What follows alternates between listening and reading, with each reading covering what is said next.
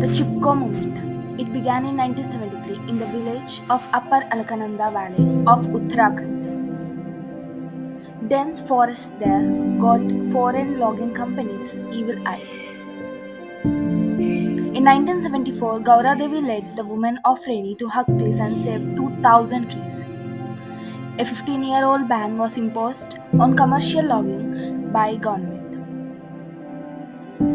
Chandi Prasad Bhatt, a social activist, and Sundarlal Bahuguna, an eminent local environmentalist, played crucial roles in leading and spreading this important movement. It later evolved to Save Himalaya movement for ecological conservation through reforestation and opposing destructive Tehri Dam project.